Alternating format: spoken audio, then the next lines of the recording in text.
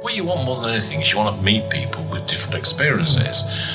And I've always sort of found you would see things that you would not automatically have come across.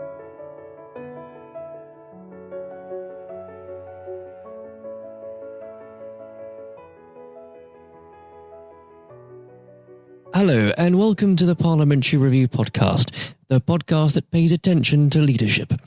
I'm Jonathan White, and in each episode I'm joined by directors, CEOs, CFOs, government ministers, chairmen, presidents, maybe one day even the Shadow Chancellor. That is before he nationalises us.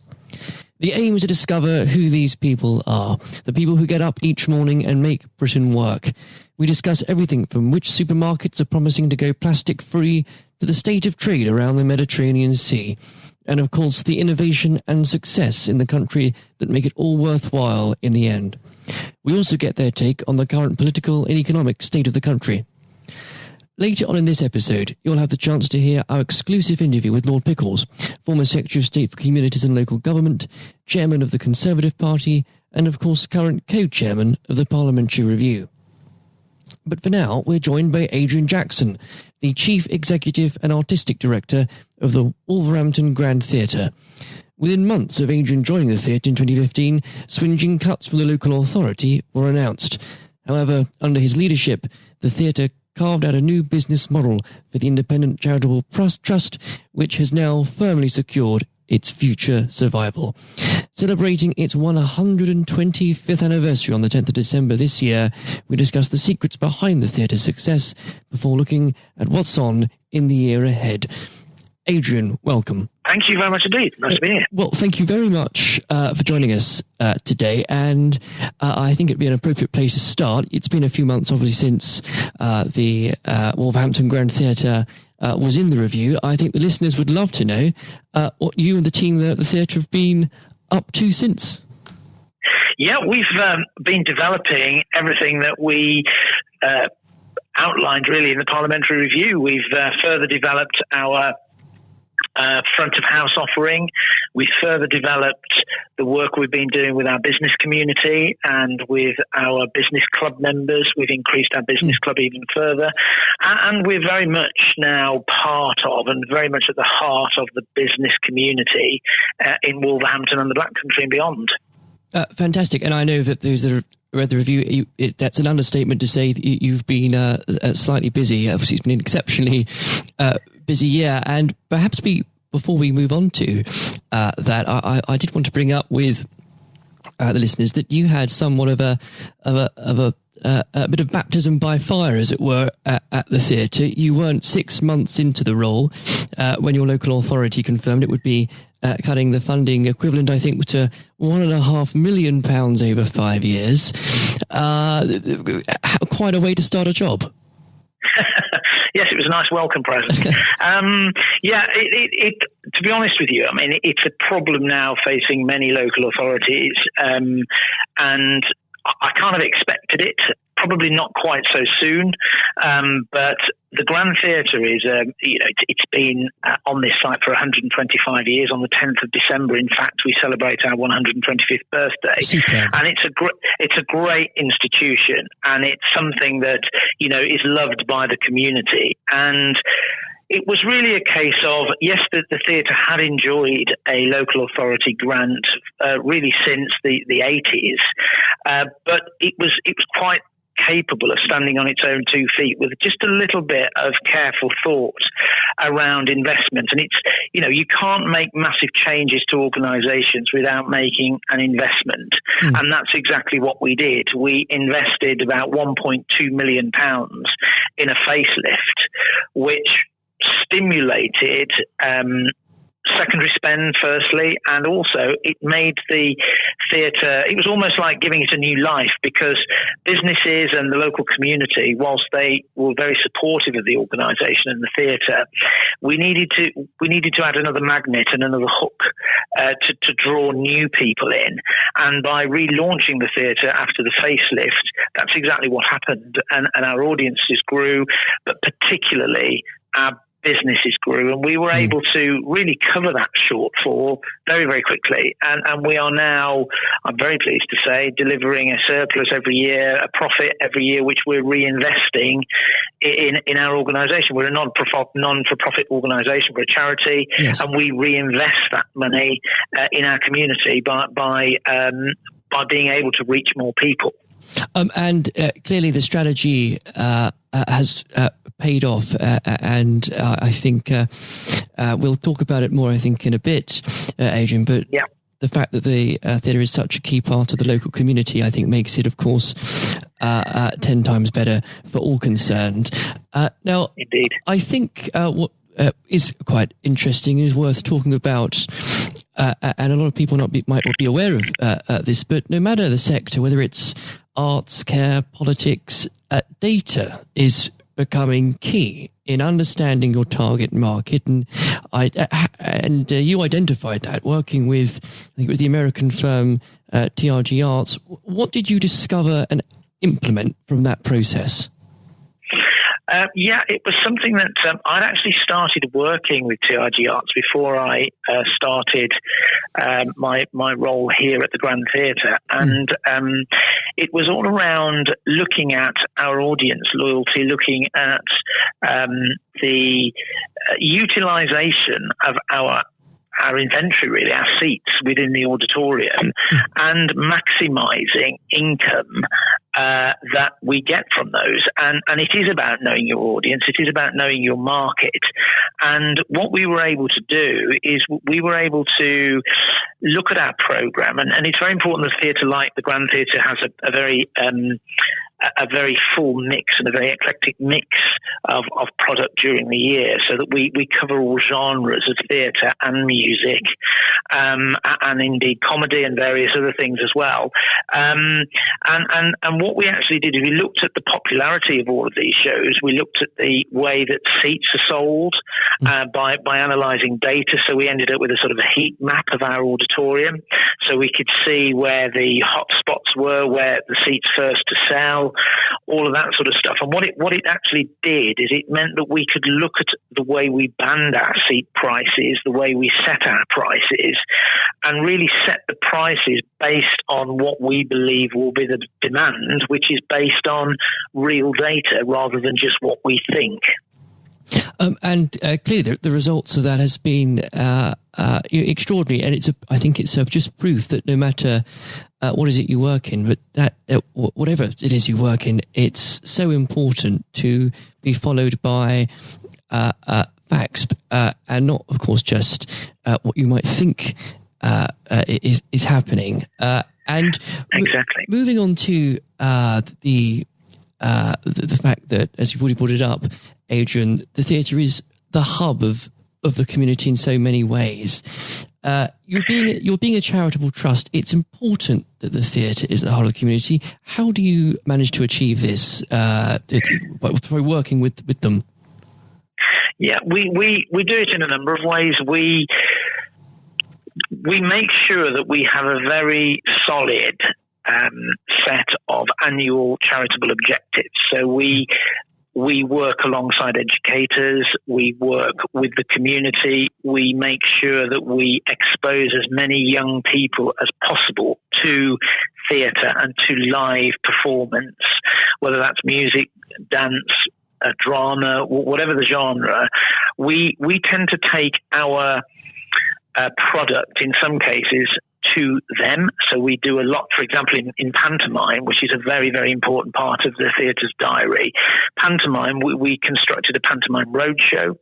So it's a little potted version of the panto we happen to be doing that year, and a little bit of history of panto. And we took that into schools, and we played to some 7,000 young people during a period of a few weeks. And in a lot of cases, it was their first exposure to live theatre and to live entertainment. And in doing that, it kind of bonded the youngsters and the school with the theatre, and that resulted in the schools visiting the theatre to give their students a real life experience actually in the venue. So it's really about taking what we do on stage here and trying to engage with people in the community who haven't yet made it across our threshold, but hopefully they will do in the fullness of time. Because, the community and young people, they're our audiences of tomorrow, and they're also our professionals of tomorrow. And it's important that not only do we keep our audiences coming through the doors, but we also keep people coming into our industry, whether it be as performers or technicians or accountants or whatever they are. We need these people to keep coming through our industry in order to keep it alive. Absolutely. More to the point, it's so important for yourselves at the theatre to have the broadest possible base of support from the local community, only because the skills required in running different skill sets required in running of a theatre are so large. And perhaps that would be a good way to talk about the section more broadly, in fact. Adrian, as you look at it now, as you've, and evidenced by the last few years, been running the theatre highly successfully and a great example to others around the country, what are the largest challenges the sector is currently facing in the medium term?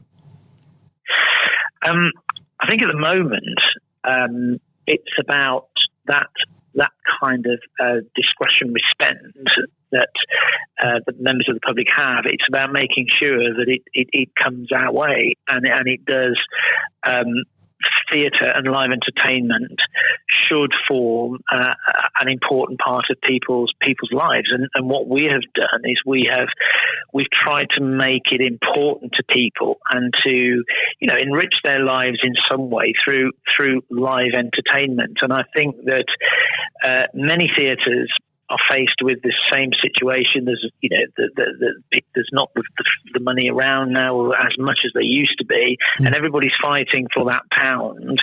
And what we have to give as theatre leaders, I believe, is we have to give more than just a night's entertainment. We have to, as I said earlier, enrich people's lives. We have to take them away from their normal run-of-the-mill day-to-day life and take them somewhere else for a few hours. And that does have a massive impact on people's well-being, and that's something that we're very conscious of here. And I know, generally in the sector, that is something that is very high on the agenda of many venues, such as similar to the Grand Theatre. Because there could be very few more things that when you look at the theatre of an evening that's full up with every age group, for people from different backgrounds, it must be exceptionally uplifting from your point of view. It certainly is, yeah. And I mean, it's an interesting point, actually, because I take great interest in my audience, and I watch and spend a lot of time mixing with the audiences when they come to the theatre. And what you've just said is absolutely right. We are finding that the genre and the theatre as a whole is now very open and it seems to be much more, I suppose, entwined in people's normal thinking, and we get a very big mixture of ages coming through the Grand Theatre. And for example, we the National Theatre were here some time ago with their production of Macbeth, and we sold out a week of that at Wolverhampton Grand Theatre. Superb. And the ages were, we had sort of primary age right through the generations to grandmas and grandpas, etc. It was fantastic. And likewise, we're about to start our pantomime season, and the same thing will happen again. We will have the whole family, and I think it's really important that we keep theatre accessible, and the industry as a whole. It is important at the moment, so important that we make it accessible to everybody, and it's not that kind of label that some theatre has as being sort of specialist, niche, all that sort of stuff. Whilst there is a place for all of that, of course there is, I think in order for us to develop our audiences for the future, we have to a point, give our audiences what they want to see, but we also need to entice them to come and see things that they perhaps might not ordinarily go and see, and have a really nice time doing it, so that they engage with it in the future. Yes, and you've summed it up so well, Adrian, because which is what exactly you've been doing for the last 5 years or so, once you engage with someone once, they are far more likely to come back with their friends, their family, perhaps different people than they went with before. And a lot of theatres might say to themselves, well, we wouldn't dare put on a week of Shakespeare. We're not sure people would come. But if they've already been engaged, they're far more willing to go and buy the tickets again. And I think that's really got to be emphasised, which is why that community engagement, which you're so good at and talk about, is so important. Absolutely, yeah. Now, given the success you have had over the years, what have been the key lessons, the key takeaways you think you've taken on board? And if you were to go around the country and look at perhaps towns with a theatre that's not quite what it once was, that is looking a bit sad, what guiding principles would you bring to them for them to start their renewal? I think investment it is very, very important, because if you don't believe in your organisation and you're not prepared to put investment in, it will be very, very difficult for that organisation to move forward, and you have to do something that is different. And I go back to the refurbishment of 2016 here. It was a statement. It was a big, big statement. It attracted a lot of publicity, but it was also quite costly. £1.2 million investment in what is really cosmetics. That's what it was. Yes. It was all cosmetic. A lot of money. It is, absolutely. And we, I suppose in a way, whilst, as somebody who's worked in theatre all his life, you know that when a statement is made in an institution like a theatre, it does attract interest. It attracts press interest, and it attracts public interest. And I would say that when I walk past theatres, when I'm out and about in the country, you can kind of feel the vibe of that theatre without walking through, when you've spent your life in the industry, and you just know whether a theatre is loved or whether a theatre is not so loved. And those not so loved, you can almost guarantee they will be struggling, and they will be finding it very, very difficult. And I think that's the persona it has to give off. You have to have something that is attractive, and the theatrical experience, in my view, starts before you even put your foot across the threshold. It starts as you walk towards a theatre and you see it in the distance twinkling, and it's alive, and that's what makes people look and go, we've got to go there. It looks fabulous. Yes. And I think that is a real key. It's got to have that famous thing, curb appeal. It's got to have all of that, really. You've got to be able to walk past it and go, you know what? I don't want to walk past this place. I want to go in. Yes. And that's what you need to do. And if those lessons aren't taken to heed, then we'll know that if they're not used, they'll be lost. And we know of towns already in this country that are on the verge of having no theatre at all, which would no evenings of either laughter, of thoughtfulness. It would be a great shame and a great loss, and it's so important. Absolutely, I think it's it's the centre of it's the centre of community. A theatre is, and not only that, it stimulates the economy as well, because if you can attract people into your theatre, those people will spend money not just in the theatre, but out and about around the theatre, and the economic impact of the theatre is huge. And a town or a city without a theatre, it's very sad to think that that could happen. And I think that theatres really do need to focus their attention to the fact that local authority and public money will dry up at some point in the future. You've only got to look at what's happened for the last sort of 5 or 10 years. It gradually gets less and less and less each year. and theatres have to keep doing what they do, but they have to do it in a different way. And I do get irritated sometimes when I hear theatre leaders bleating about the fact they're going to lose X million pounds because they're of this and that and the other. And I just think, well, get on with it and put the energy into covering that loss somehow and making it work, you know. Absolutely. Well, I think, in fact, I'm conscious of the time here, Adrian. What I should certainly ask is, you mentioned you're going into pantomime season very soon. What's on this year? Yeah, we have a production of Dick Whittington this year, which opens on the 7th of December. We go into rehearsals this coming Monday, and another great pantomime running for 5.5 weeks, and will be the highlight of the festive season in Wolverhampton. Superb. Well, I'd highly recommend it. And for the next 12 months, what highlights do we have to look forward to? We are producing in our own right now. So we have a Wolverhampton Grand Theatre production of Alan Bennett's The History Boys. Fantastic. Which we go into rehearsal for immediately after pantomime. And that is something that's very important to the theatre as well, because the Grand Theatre always had a history of producing, but really since the 80s it hasn't done a great deal of it, and we are returning to that to give the people of Wolverhampton and beyond something very bespoke and something special for them. So our producing is now very important to us. So that's I suppose the first major production after pantomime. And then we have an array of West End musicals touring, and they're all stopping off in Wolverhampton for a week or 2 weeks, and a really great mix of genres. We've got opera, we've got ballet.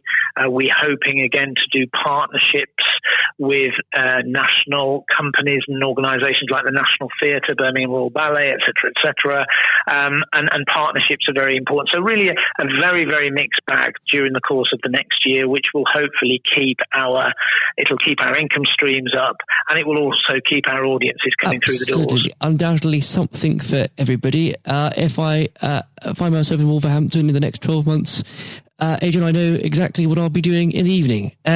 Adrian, thank you very much for joining us today. My pleasure.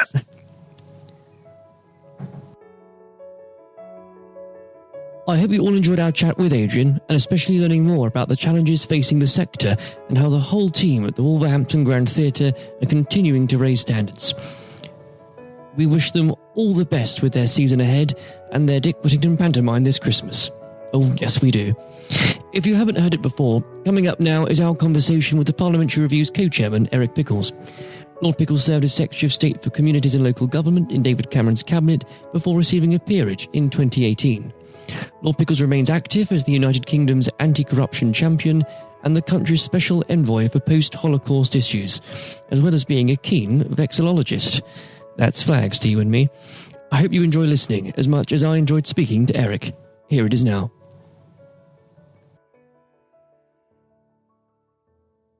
Eric, thank you very much for joining us today. Pleasure. Now, I'm sure you won't mind me reminding the listeners that you've been involved in politics, both local and national, for quite a number of decades. Indeed, before the days we were in the common market. Given your experience over those years, what thoughts have you had over the last few weeks and months about the current political situation the country finds itself in? Situation is quite dire because we have a parliament that is by and large useless. It's like a bored teenager on a long drive, and it knows what it doesn't want, and it's so bored with Brexit, but it can't agree. So no matter what you put up, it's against it. Are you in favour of a referendum? No, I don't want that. Are you in favour of remaining within the single market? No, I don't want that. Are you in favour of... No, I don't want to do that, no. And are you in favour of leaving without a deal? No, we don't want to do that. So it's against everything, but there isn't enough votes to be in favour of something, and it could be by the time this podcast goes out that Boris has started on the process of the bill, because we'll be voting on that today. But even then, what people don't seem to understand, this is not the end of Brexit. Right. This is barely opening the door of Brexit. We've got years of negotiations about trade agreements, relationships with Europe, putting down pieces of legislation. We get our agriculture, our fisheries, our financial services into place. Brexit is going to go on and on and on and on. I'm sure we are. Now, the question is, I should actually remind listeners that we are talking on the day that the second reading of the European Control Act will take place. So, as we speak, we don't quite know. As, well, perhaps like the government front bench, don't know what's going to happen. You compare Parliament to a petulant teenager. What do you do to a petulant teenager to sort it out? Is there a chance that it will see sense and push this through this bill without wrecking amendments? Is there a chance it will vote for its own for a general election? How do you see this playing out at the moment? The sensible thing would be to put this deal through, because I've always been of the view a deal is better than no deal, because this is just the beginning.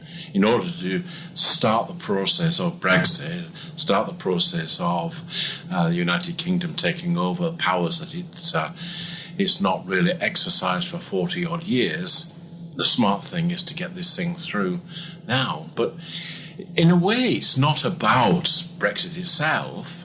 If there was a free vote, this deal would have gone through. Mrs May's deal would have gone through.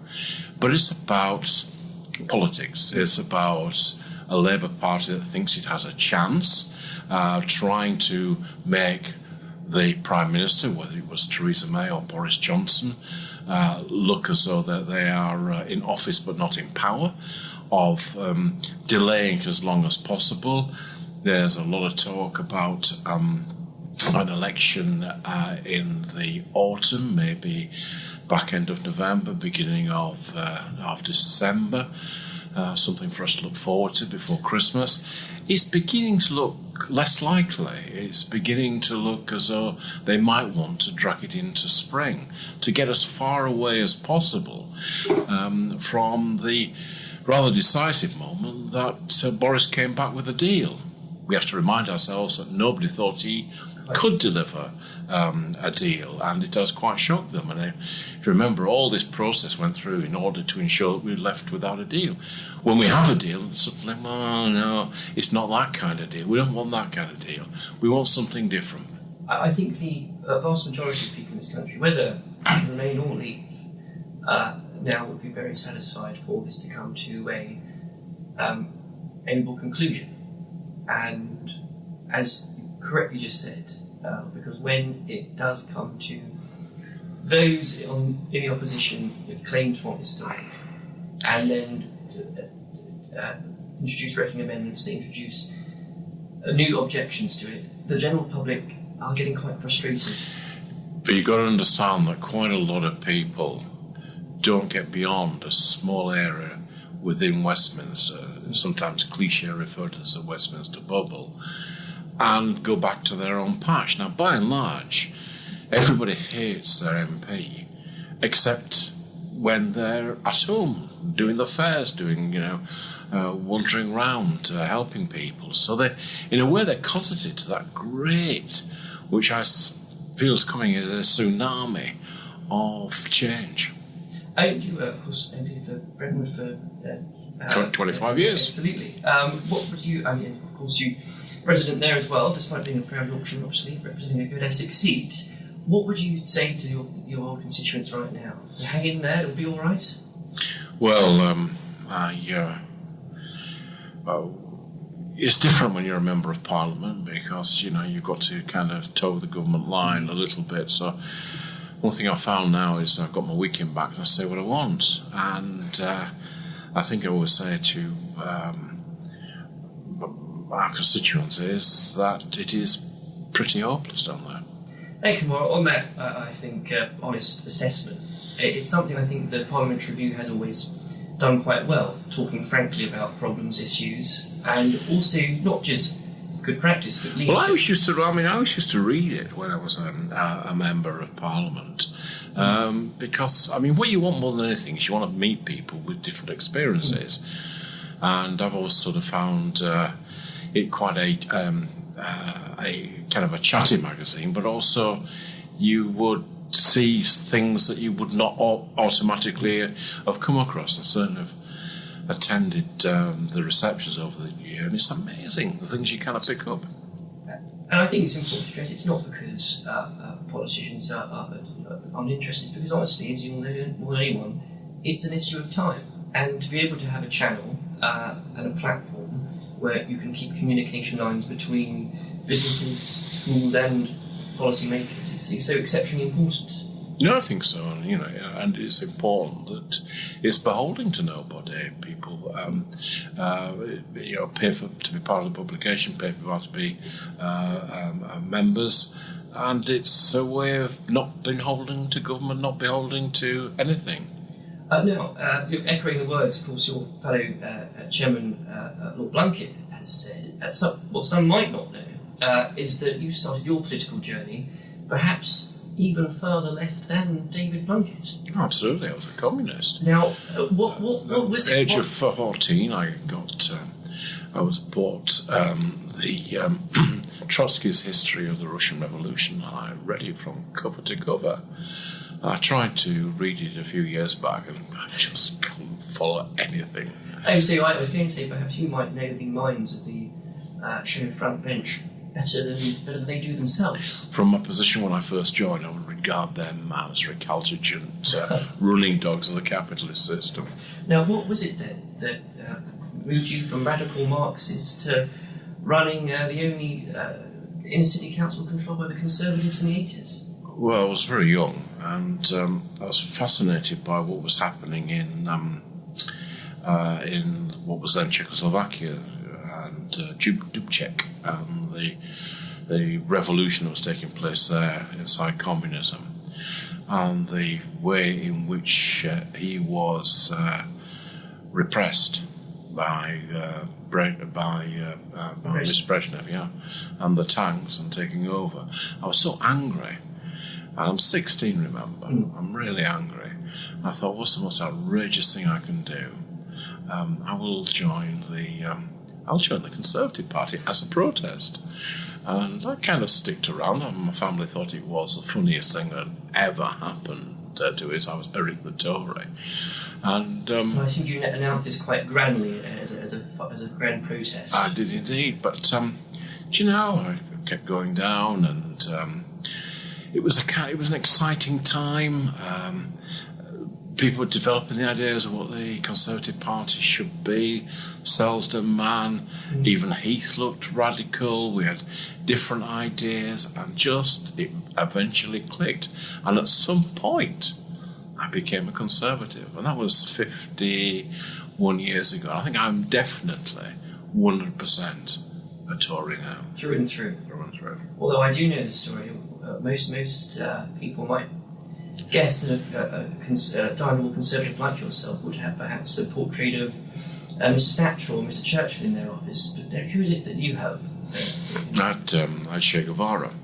I always had him over my left shoulder of visitors, and they always used to you see their eyes going up and thinking, I can't possibly be it. Someone asked me if it was Desi Arnaz. I thought it was married to Lucille Ball. But no, the reason I did that was to remind me and to remind my officials that without constant vigilance, the cigar-chomping commies would take over. I'm sure David Blunkett was in the room to reply to that, actually. But in that long journey, you eventually ended up, of course, in 2010, doing something most Conservatives would never thought they would have to do, but in a coalition government with, of all people, the Liberal Democrats. That's right. Now,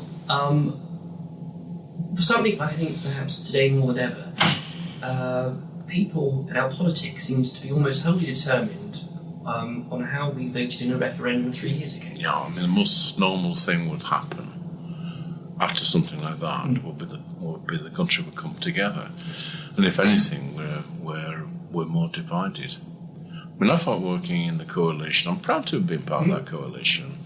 I'm proud to have worked alongside the Liberal Democrats, who I think realise that, like all minority partners in a coalition, they would suffer at the polls. Do you think we've lost the ability recently as a people to work with those that we might disagree with on issues more than we used to? I'm not sure that's right. I mean, you can see various members of the Conservative Party working closely with Liberal Democrats and Labour to defeat their own government, but it's not a thing I think I would want to encourage. Quite. And I should remind listeners, we are recording this in Victoria, just over the road at Cardinal Place, a fantastically new development site which wouldn't have been there without some of your legislation. What was the proudest? I personally approved it. Absolutely. What was your proudest moment, do you think, in serving Secretary for 5 years?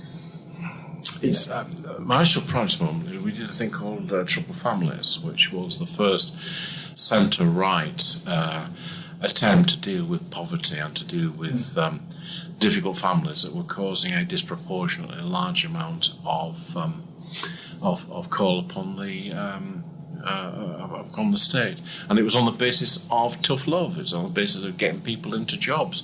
It was about dealing with the kind of the family as a whole, not just one or two individuals that were having a problem. And I'm pleased that it's continued.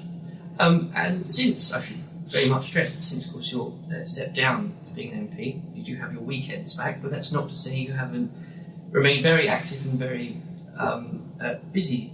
Of course, continues the government's anti-corruption champion, shone the harsh light of day over malpractice in local government.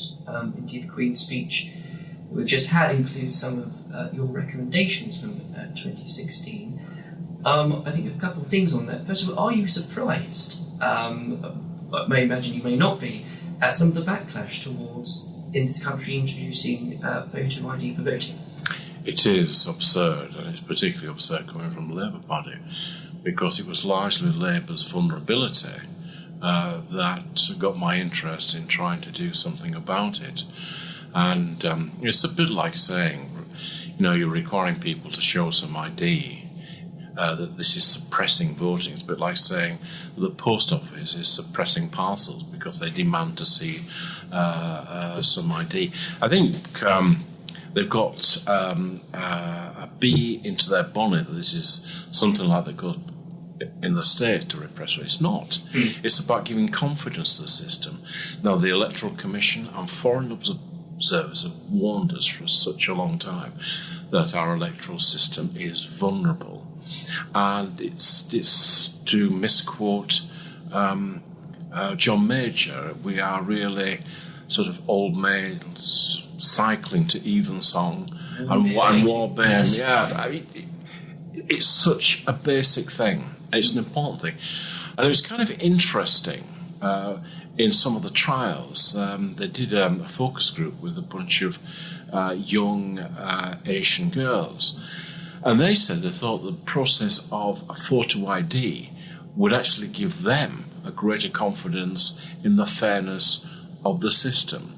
I make all kinds of recommendations to stop post and vote harvesting, to stop various fraud taking place, to stop intimidation at counts, to stop intimidation outside polling stations. And I think you referenced it earlier, the Westminster bubble. A lot of the places where this occurs and the places where this does go on are places where perhaps many members, many people in the press don't usually go to.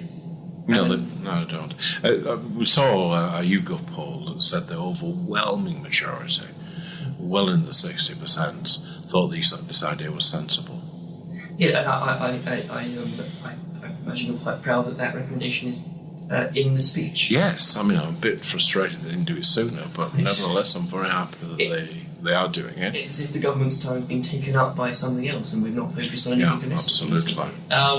But with a man, though, with his roots in local government, do you think, and how much you've worked with that report, especially looking at them carefully, how would you rate our current state of local municipal politics? Local government's very good. I mean, local government, don't get me wrong, it's by and large corruption-free, and it does a remarkably good job. And it was, in truth, my worries about local government and that these measures were brought in. I don't believe the fraud is big enough to be able to take a parliamentary seat, but it is big enough to take a council. And if you are negligent uncaring about the probity of the Pope, you're likely to be equally negligent about the awarding of contracts to your friends. So it's all past that. But local government is a very enduring part of our constitution. I got a bit of stick because we had to take some money from them, but by and large they survive very well. Excellent. Now, beyond obviously that work, you also, of course, the British Envoy for post-Holocaust issues. Yeah, sure. That very dear to your heart. I know you've done some fantastic work recently, including with obviously former Shadow Chancellor from the Review, Ed Balls. Would you mind, if you could just let the listeners know what projects you are working on with that, and really the importance that has to so many communities around the country? Well, I used to be very unpleasant about Ed Ball, and he used to be very unpleasant about me. But I found working with him remarkably easy, and we've not had a single row in 2 years, and by now we're beginning to be able to finish each other's sentences. We're building a memorial to the Holocaust next to Parliament with a learning centre below it, and the reason why the Prime Minister chose that site is that it was David Cameron, and he wanted to ensure that when people left the memorial, they would look and see Parliament and recognise that it was the last bastion against tyranny. But more important, to remind people who work in Parliament that the legislature has a choice. It can either protect its citizens or it can oppress its citizens. And we do know that it was a compliant legislature that brought in the Nuremberg laws. And at a time when there are parts of Europe that are seeking to rewrite their history and seeking to see themselves as only the victims of the Nazis, I'm determined that we should tell the truth in an unblinking way. We are, I suppose, at a critical crossroads when the last survivor is likely to be no longer with us within the next decade and a half.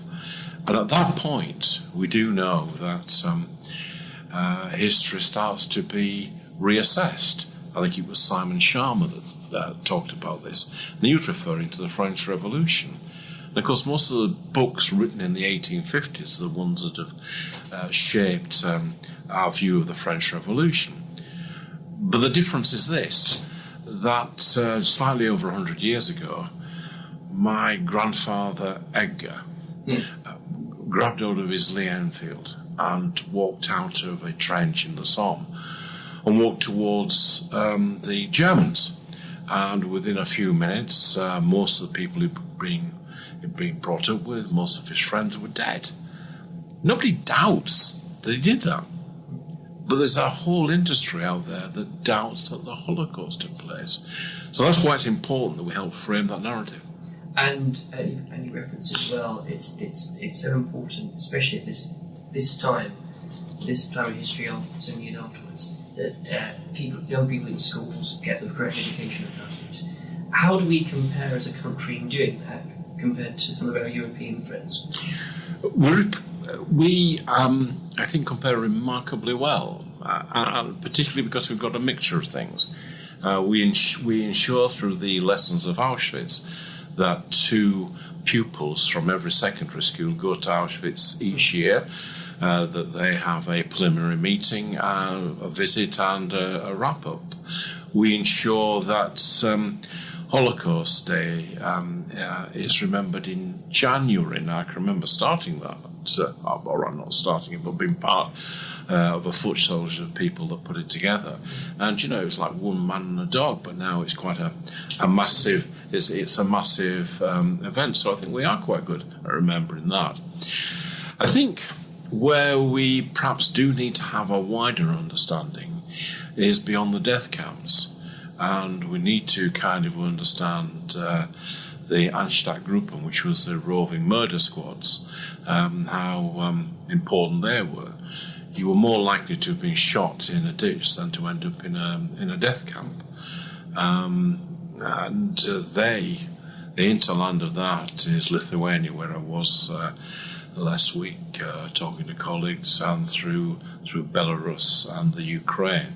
And it's really important that we ensure that we register where those death sites are. And I think certainly, and I'm going to sit down next to speak, which hopefully won't be too long away. It's something I think we'd be very happy to keep updates on how that project is going, because it's so important and people do need to be aware of it.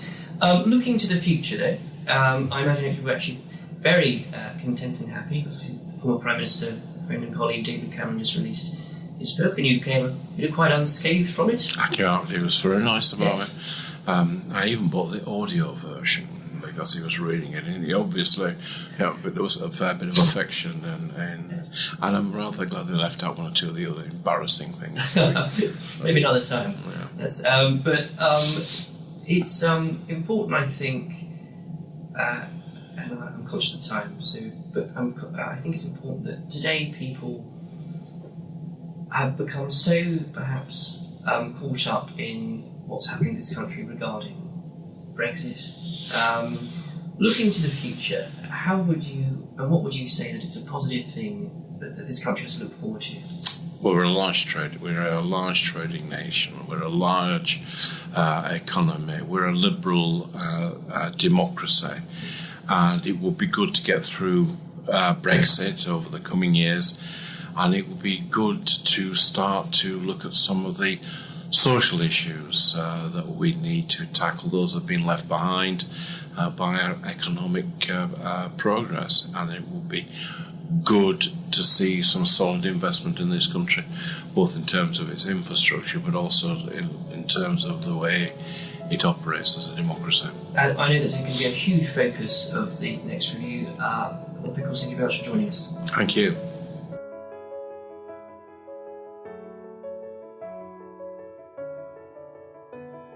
As always, it's been a pleasure interviewing and learning from our guests. I hope you all enjoyed listening. Until next time, I'm off to the Albert to raise a glass to raising standards. Goodbye. Thank you for listening to our podcast. You can find every episode on iTunes, YouTube and Spotify. The views expressed by each guest in the podcast are their own. They do not represent the opinions of the Parliamentary Review, Westminster Publications, Lord Pickles, Lord Blunkett, David Curry or any other guest on the podcast.